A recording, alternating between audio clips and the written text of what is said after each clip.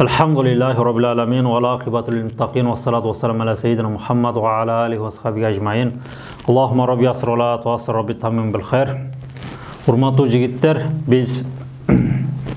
bizge belgili болгондой эле ilimler bul iki türlü болады. Min haysul alat vel maqasid jagынан alıp qaraganda, ulumul alat ve ulumul maqasid. Ulumul alat degen bul Kur'an ilimleri dep koysak bolot.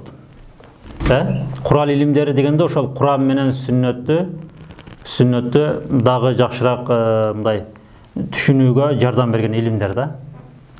Ал эми экинчиси бул макасид илимдери. Макасидтен максат биз баарыбыз билебиз, бул Kur'an менен сүннөт.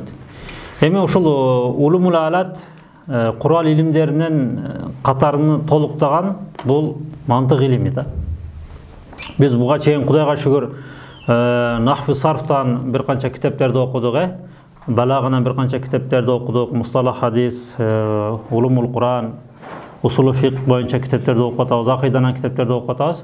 Bunda şıtkanda bugün buyursa uşul ulumul alat Kur'an ilimlerini Kur'an menen sünnötü dağı Peygamberimiz, sahabalar, tabiinler, tabiinler düşüngönдөй kılıp düşünүүгө жардам берген ilimlerin katарын толуктаган bul mantık ilimine kelip oturabız.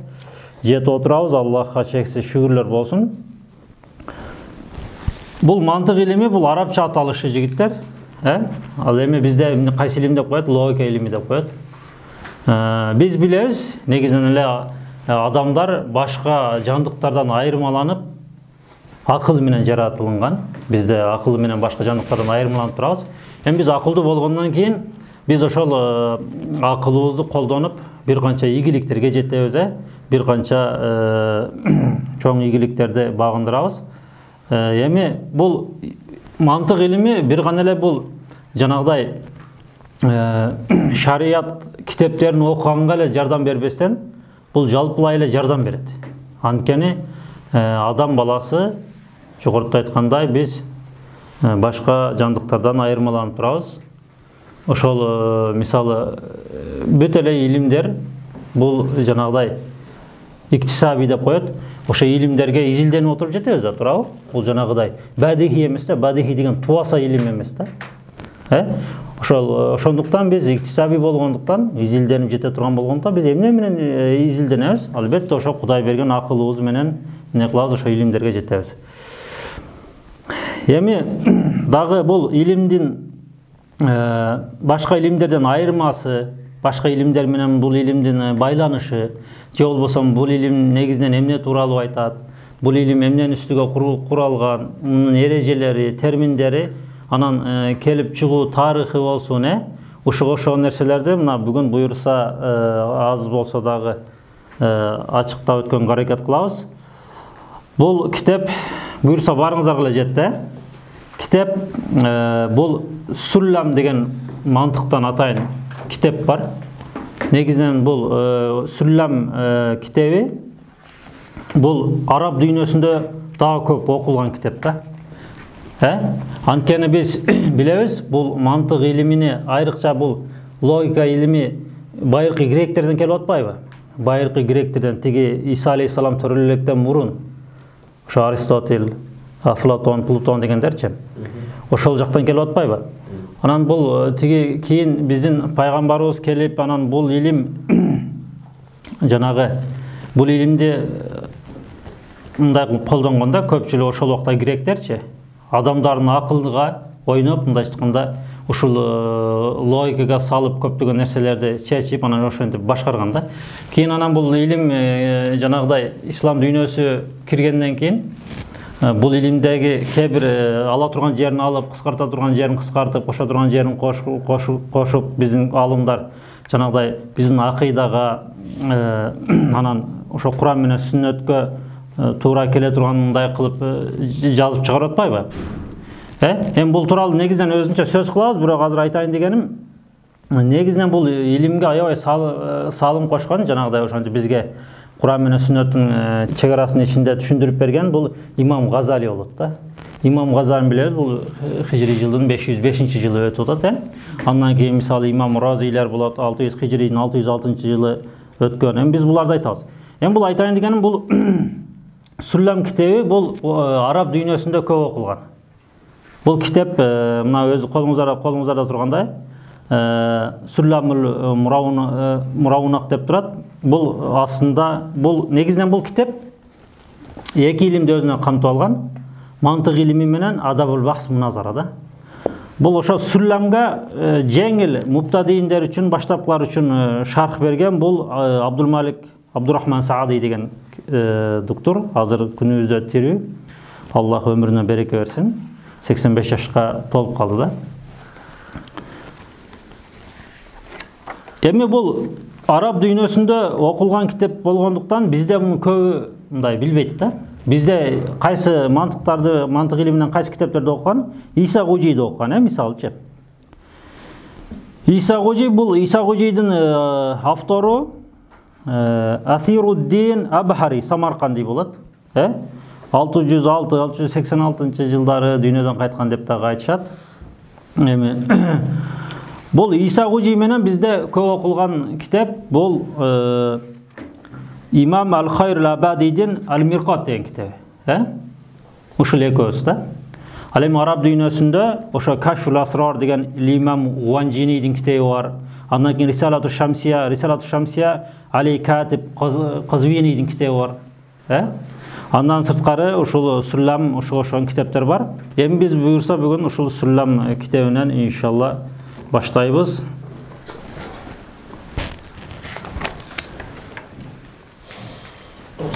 Жетинчи бетти алсаңыздар, ага чейин биз тааныштык, мукаддиманан баштай берели.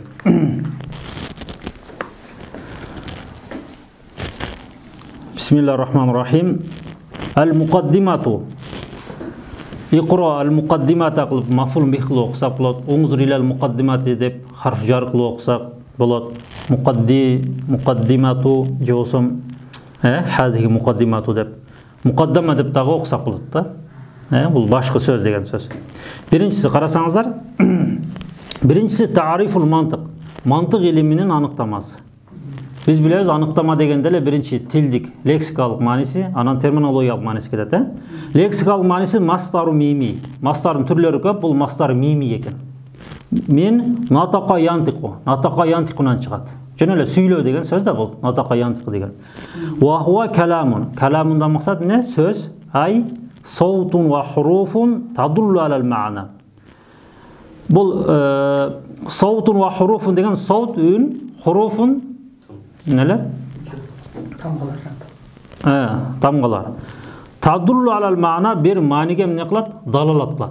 Misalı bunday. Misalı ma huwa insan desek, adam degen ne desek? Misalı adam degende bu jerde oşol janağı adam süylөгөндө adam bolup söz menен жазылат, tamgalar menен жазылат. Анан süйлөнгөндө да адам болуп айтылып атпайбы? Бирок ал адам деп мындай айтылганы менен бул өзүнүн ичиндеги мааниси эмне? Хайванун натык. Хайванун натык деген сөз хайванун муфаккир деген сөз да. Ой жүгүртө турган не? Жандык. Алла Таала ушул бизди акылыбыз менен не кылган экен, башкалардан, башка жандыктардан өзгөчө кылып жараткан экен. Бул жерде айта турган нерсе эмне? Саутун ва хуруфун тадуллу алал маана. Bir söz bolsun, ошо тамгалардан куралып жазылган жол болсом, аны окуган адамда үн чыгып атпайбы? Ошондой болсун, не бир мааниге далалат кылат дейт. Бул эми тилдик мааниси. Бирок муну мантык алымдары мантыкты жанагы өз негизинен жанагы нутук бар го, сүйлөө. Сүйлөөдү булар зохири анан батини кылып экиге бөлөт да. Зохири дегенде хуа талаффуз. Мисалы, мен мисалы сүйлөгөмдө не ошол үн чыгып атпайбы? Талаффуз сөз чыгып атпайбы? Бул эмне муну зохири деп айтат. Ал эми батини деген жазып алсаңар, батини деген хуа идракул куллият. Ошо куллият деген жанагы куллиятул хамса деген нерсе бар го мантыкта. Ошол 5 негиз. Ошону бул эмне дейт? Ошону билүү деген сөз да. Күлий нерселерди билүү. Эми буйрса дагы азма-аздан ачыктап кетебиз. Азыр эми мантык илимини лексикалык маанисини аз болсо дагы айттык. Эми экинчиси вастилахан. Истилахан деген сөз бул эмне? Терминдик мааниси. Туурабы? Эми муну айтардан мурун бизде ушундай бир сөз бар. Бул аалымдар айтып эле келет бул нерсени. Al-İmam Ali Sobban rahimahullah fi haşiyati özünün haşiya kitabında ne de aytat? İnne mabadiya kulli fannin aşara el-hadd vel-mavdu thumma thamara. Fadluhu ve nisbatun vel-vaqi ve ismul istimdad hukmu şari mesailun vel-ba'du bil-ba'di iktefa ve men dara cemiyel hada şarafa dep ушундай bir жанагыдай ыр жүзүндө айтылган bir tekst бар да. Бул деген эмне? Бул деген ошол бардык эле илимди таанууда негизги 10 нерсе болот да. Инна мабадия кулли фанин ашара. Бардык эле илимди мындай бардык эле илимге таанышууга киргенде биз биринчи 10 нерсени эмне кылышыбыз керек, үйрөнүшүбүз керек. Ошонун биринчиси al-hadd wal-mawdu thumma thamara. Ошонун биринчиси мына al-hadd деп айтып атпайбы? Haddan максат бул терминдик мааниси да. Терминдик мааниси. Эми негизинен ушул терминдик мааниси дегенде al-hadd wal-mawdu thumma thamara деп туруп, биринчи al-hadd дегенде терминдик мааниси. Азыр биз мына терминдик маанисин окуп атабыз. Карасаңыздар, эми терминдик мааниси василахан, илмун, ушундай бир илим, юбхасу фихи анил маалумати тасаввурияти ва тасдиқияти мин хайсу аннаха тусилу жосам туассилу ила мажхулин тасаввурин ва тасдиқин. Бул эмне? Илим юбхасу фихи. Ушундай бир илим аны менен ал илим менен изилдесек болот. Мисалы, эмнелерди? Маалумату тасаввурият ва тасдиқия. Бул жерде карасаңыздар, мисалы, маалумат менен илимдин айырмасы бар. Мисалы, китептеги нерселерди маалумат деп койсок болот, анан акылдагы нерсени илим деп койсок болот да. Бул жердеги маалуматты экиге бөлүп атат. Тасаввури анан тасдиқи. Тасаввури деген сөз өзү айтып атат, мисалы, бир нерсени сүрөттөйсүң. Тасдиқи деген сөз тасдыктайсың. Же болсом ошол нерсе, мисалы, жөн эле биздин акылыбызга келе турган болсок, мисалы, акылыбызгачы Ibn Khaldun akademiyası var desek, bu jөн эле адамдын акылына ушундай бир академия бар экен деп түшүнөбүз да, Ibn Khaldun дегенчи. Бирок ошол жөн эле эмне? Тасаввури да.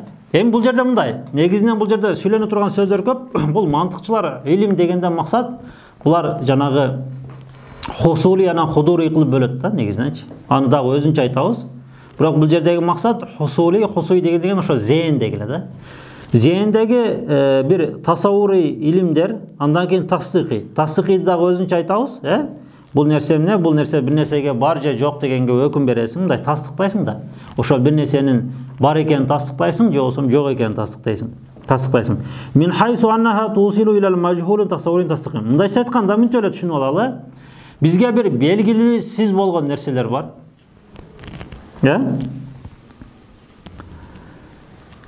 Бизге кечиресиңер, бизге бир белгилүү болгон нерселер бар. Ошол белгилүү болгон нерселерди ортомчу кылып олтуруп, ошо белгилүү болгон нерселерди ортомчу кылып биз белгисиз нерсеге жетебиз да.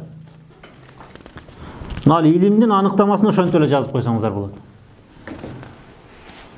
Белгилүү нерселерди ортомчу кылып олтуруп, белгилүү нерсеге жетебиз. Эми буга мисал кандай келтиресиздер десеңиздер, эми негизи мисал келет, бирок бир мантыкчылардын өзүнүн bir misal var, şunu aytıp keteli. Misalı biröv sizge gelip bul alam kadim deydi da. Bul alam ezelki deydi da. Ha biz biliriz alam ezelki. Yok, alam ezelki emiz. Alamda Allah Teala jaratkan deybiz. Anan al adam misalı al musulman bola musulman emes bola ayırmaz yok da. Al aytat anda maga deydi alamdın jaralgandыгы тууралуу айтып бериңиz dese biz эмне дейбиz? Мисалы al-alamu mutaghayyir дейбиz. Бул алам өзгөрүлүп турат. Өзгөрүлүп турат дегенден максат мисалы жаз келет, жай келет, күз келет, кыш келет дегендейчи. Өзгөрүлүп турат да. Biz бул өзгөрүлүп турганын biz эмне кылабыз? Билип турабыз да. Biz көрүп турабыз. Бул нерсенин ичинде жашап атабыз. Эми biz айтабыз, бул al-alamu mutaghayyir дейбиз. Kullu mutaghayyir hadis al-alamu hadis деп айтабыз да. Бул деген сөз эмне? Алам бул өзгөрүлүп турат. Бардык өзгөрүлүп турган нерседе эмне бар дейт? Бардык өзгөрүлүп турган нерсени ким өзгөртүп турат? бирөө өзгөртүп турат да, мындайча бирөө жаратып турат. Эми сизге жанагыдай бул аалам эзелкеми, бул аалам жанагы эзелки жаралынган эмес деген адамга сиз аны бул ааламды Алла Таала жараткан деген сөздү айтыш үчүн Куран менен сүннөттөн далил алып келе албайбыз да. Анткени ага алып келсек деле ал ишенбейт. Негизинен Куран менен сүннөттө толтура далилдер бар, бирок аны алып келсек, ал эмне кылат? Ал ишенбейт. Анткени ал атеист дейли, мисалычы. Анан ага биз биринчи ошол жанагыдай белгилүү нерселерди айтабыз. Мисалы, аалам өзгөрүп турат. Ала мутагайр кул мутагайр хадис депчи. Мындай айтканда, биринчи аалам өзгөрүлүп турат десек, тиги айтат да, ал жок өзгөрүлбөйт десе, анда ал ката болот. Анткени ал жашап атат. Мындай айтканда, ал мындай белгилүү нерсе да. Белгилүү нерсени айтып отуруп, биз эмне кылабыз? Белгисиз нерсеге жетебиз да. Ошол сыңар эле тиги ааламды бул Алла Таала жараткан эмес, аалам эзелки деген адамга биз эмне? Белгилүү нерселерден ааламды Алла Таала жараткан деген нерсени эмне кылабыз? Айтабыз. Эми бул бир мисал, Ушуга окшош мисалдар бар, урматтуу жигиттер. Бул жерде айтайын дегени ушундай бир белгилүү нерселерден, белгисиз нерселерге жетебиз. Кичинекей белгилүү нерселерди окуп отуруп, биз билбеген чоң белгилүү нерселерге жетебиз деп айтсак болот. Эми бул терминдик мааниси. Экинчиси инна мен бадия кулли фан ашара ал хад вал мавду сума самура дегенбиз, Хад бүттү, эми ал мавду. Мавду деген экинчиси. Мавдууху. Өзү вадаа деп туруп бул жерде исмул мафул болуп атпайбы? Мавдууху, коюлунган. Мындай айтканда, бул илим бул илимге эмнелер коюлган. Мындай айтканда, бул илимде биз эмнелерди окуйбуз деген сөз да. А бизде эреже бар, тамайюзул улум би тамайюзул мавдуат дегенчи. Илимдер башка бири-бири менен айырмаланышы ушул мавдуатта болот да, темаларында болот. Мисалы, азыр биз ушул эле жерде отуруп биз мисалы мусалах хадис окуй турган болсок, анын мавдууттары, ошо темалары такыр башка болот да. Эми биз мына мантык илимин окуп аткандыктан бул илимдин мавдуусу кара коюлган темалары кайсылар экен? Ат-тасаввурат ва тасдиқат. Тасаввур менен тасдикты дагы бир сыйра түшүндүрөбүз.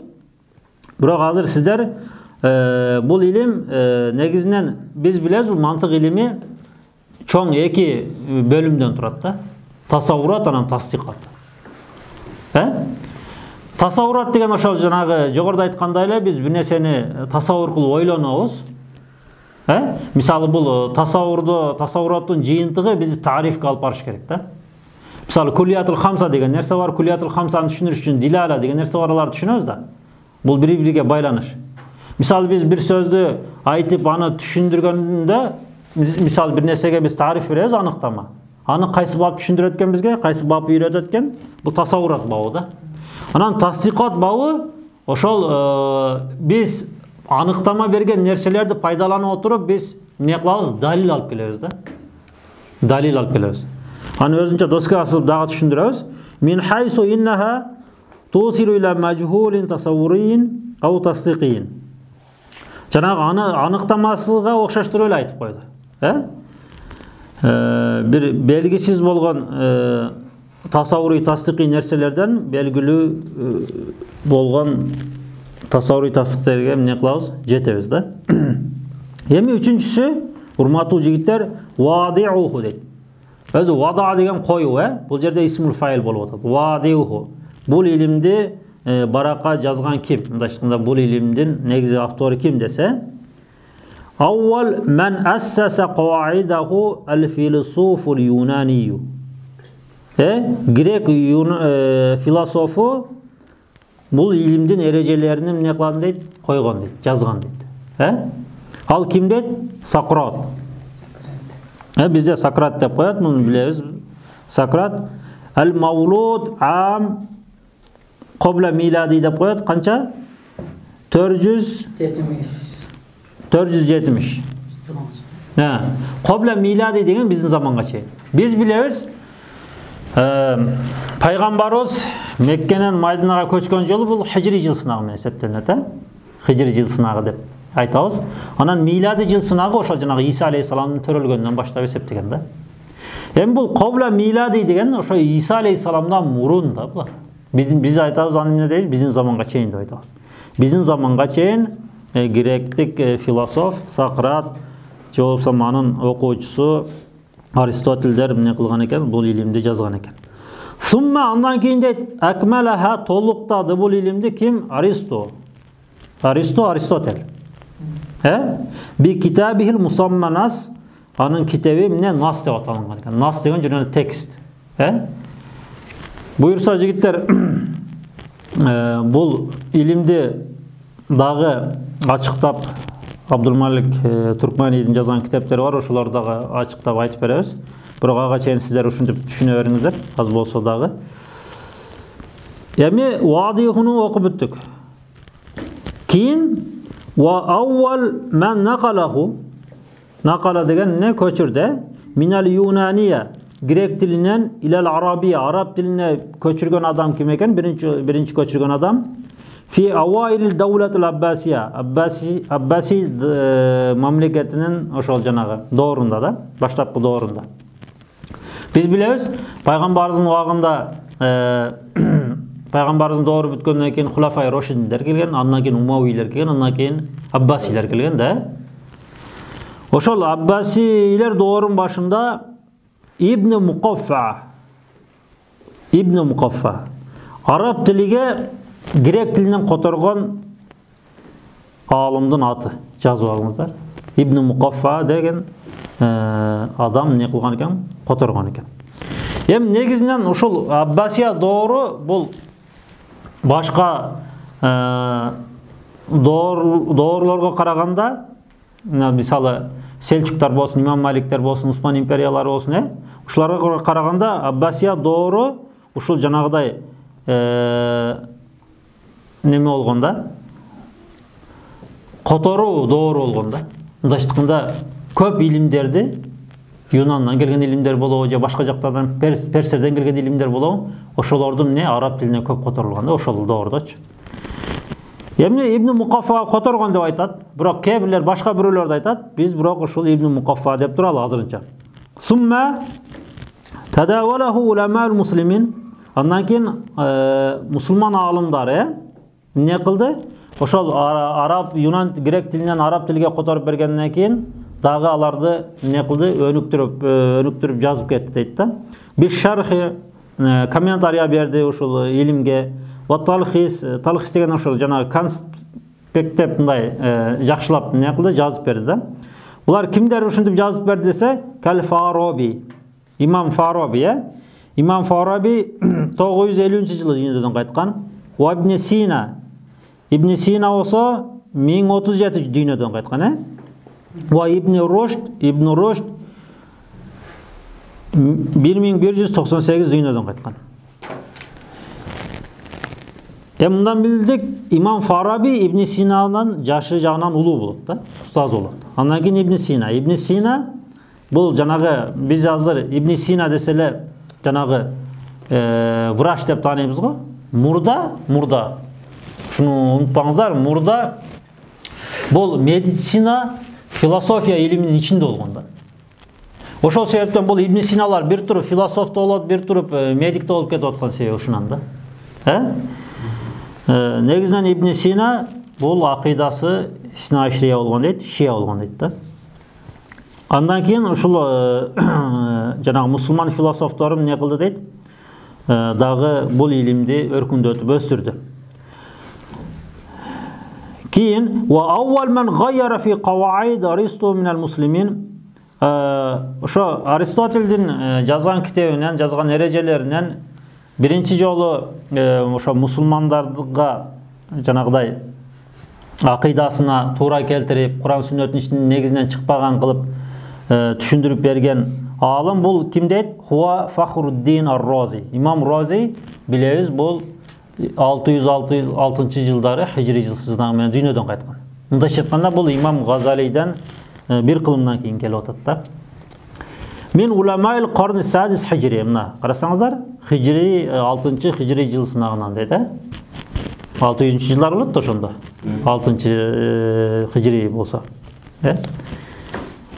Болуп тур, бул жагын жаздык. Эми 4-чүсү хукму тааллумихи. Бул илимди окуп үйрөнүүнүн өкүмү эмне? Бул тууралуу өзүнчө дагы айтабыз, Алиф Al-mantıqul islami taallumuhu fardu kifayatın. Негізінен мантықты ислам ғалымдары екіге бөледі. Мантық ислами, аны мантық юнани қылыпчы. Бұл мантық исламиді оқу дейді, фарду кифаятын дейді. Башқа илимдерді оқығандай эле. Мисалы, мусталах хадис болсын, усулу фиқ болсын, ақида болсын, бұл не? Фарду кифая. Жалпылай айтып отыр да бұл. Ал эми бізге бұл илимді оқу не? Фарду айын да. Фарду айын. Бізге мынау азыр неме талабаларга, талиптерге, бізге студенттерге. Ва иза инхасара би вахидин сара фарду айнин алейхи. Егер ошол жанагыдай не дейт? Егер ошол бир адамга кыла турган болсо, анда ал фарду айын болуп калат деген сөзү. Бұл ким ошол илимге өзүн арнап, илим жолуна чыккан болсо, ага фарду айын болуп калат дейт. Бул ушу бизге дегени да. Эми экинчиси болсо, аммал юнани, ал эми юнан мантыгы, грек мантыгы мындай айтканда, фақат хасала хилафун байнал уламаи. Алымдардын арасында бул талаш дейт, муну окууда. Бұл қарасаңыздар, ұнытпаңыздар, бұл мантық исламиді талаштап отқан жері жоқ. Мантық юнаниді талаштап отыр. Фи тааллумихи ва саядкуруху назим. Назимден мақсат бұл жерде автор да. Автор. Ким? Имам Ахтари. Имам Ахтари бұл кітап жазған алым. Баадал мұқаддиманан кейін, кіріс сөзден кейін саядкуру ачықтап берет бұйырса дейді. Эми бұл юнан грек мантығыны оқысақ болбойбу, бұл туралы астыбызда иншалла келет екен. Төртіншісі бүттем, бешіншісі фаида туғу, пайдасы. Мында ешқында біз бұл илимді оқысақ, емне пайда көрөбүз, қандай мақсаттарға жетебиз, бізге емнені алып келет. Саунул фикри, саун деген мақсат хифсул фикри, анил хатаи фи тарифи вал қияс. Пикирді не? Тариф менен қияста қата кетірүүнен не қылат? Сақтайды. Бұл тарифтен мақсат емне? Тарифтен мақсат жанағы тасауыр деген. Жанағы бір мантықты жалпысынан екі бөлімге бөліп отпайыз ба? Ошон биринчиси тариф. Анық біз барлық нәрселерге анықтама берүүнү үйрөнөбүз. Экинчиси қиястан мақсат, бұл жерде қиястан мақсат усулу фиктагы қияс емес. Бұл жерде мақсат истидлал да, далил алып келүү. Жанағы салыштырма түрүндө түшүндүрүп атпайбыз ба? Ошентип далил алып келүү деген мааниде да.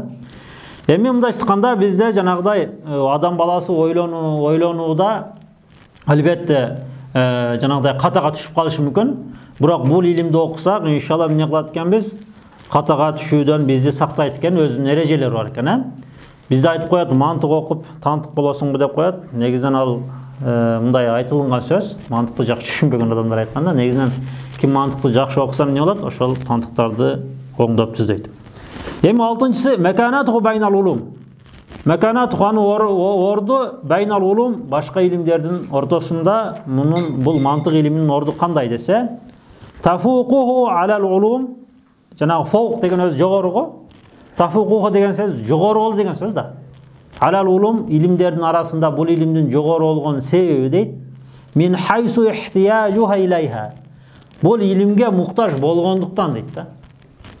Анткени биз сөздүн башында бул илимди улумул алатка кошконбуз, Куран илимдер да. Бул илимдердин негизинде биз ошол Куран менен сүннөттү дагы жакшы түшүнгөнгө аракет кылабыз. Мындай айтканда Куран менен сүннөттү түшүнүүдө бул илим бизге эмне кылат? Жардам берет. Истимдадуху деген сөз эми бул келип чыгуусу, таянган жери, Бул илим эмненин үстүгө курулат экен? Минал акли вал махсус. Аң сезимдер жана акылдын үстүнө дейт. Бирок тажрибанан улам келип чыккан нерселерди мантыкул хадис деп дагы атайт да.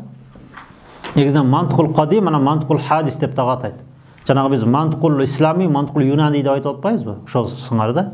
Мантыкул кадим дегенде бул алардын түшүнүгүндө мантыкул юнани келет. Же болсо мантыкул ислами деп дагы мантыкул кадим деп айтат.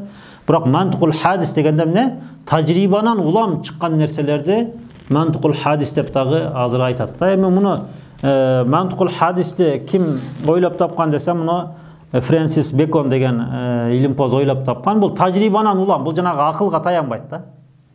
Мисалы тажрибанан улам, мен мисалы азыр светти мындай кылып өчүрсөм тигиндей болуп жанат, тигиндей кылып өчүрсөм мындай болуп жанат деп жанагы тажрибанан улам чыккан нерсени эмне дейт экен? Мантикул хадис деп коет экен.